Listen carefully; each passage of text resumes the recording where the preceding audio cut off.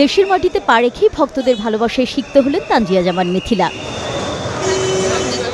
এক হাতে ফুল, অন্য হাত নেড়ে অভিবাদন জানালেন ভক্তদের, উড়ো চুমু ভাসিয়ে দিলেন বাতাসে।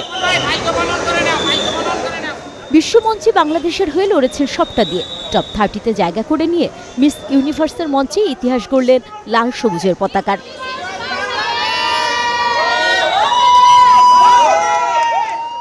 এত কিছু, এত ভালোবাসা আমি একসাথে পাবো এবং দেশের জন্য কিছু করলে যে আসলেই দেশের মানুষ এগিয়ে আসে, এটাই তার প্রুফ। এবং আমি আমার পুরা ক্যারিয়ারে এবং আমার ফিউচারে আমি পুরাটা টাইম চেষ্টা করব বাংলাদেশের জন্য সবসময় এরকম গৌরব বয়ে নিয়ে আসা। Closed interview people choice national costume সেগমেন্টে সবার নজর কেড়েছেন মিথিলা। দুর্দান্ত পারফরমেন্সের পরও টপ 30-তে থামতে হয়েছে তাকে। গণমাধ্যমকে জানালেন অভিজ্ঞতার কথা।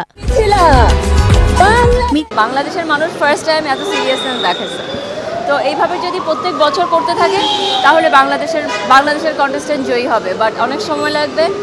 প্রতিযোগিতায় বিকিনি পরে ভেঙেছেন ট্যাবু। কম্পিটিশনে গিয়ে আমি কোনো দিক থেকে কম দেখাতে চাই না এবং কোনো দিক থেকে আমি বাংলাদেশকে ছোট করতে চাইনি। ভবিষ্যৎ পরিকল্পনা নিয়ে জানান এবার নিয়মিত হতে চান অভিনয়ে, পিছিয়ে পড়া নারীদের কল্যাণেও কাজ করতে চান। আমার কাছে মনে হয় আমি বাংলাদেশে এবার একটা রেভুলেশন করেছি।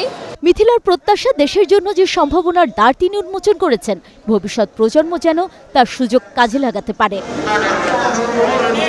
সুমনা সুমি, ৭১, ঢাকা।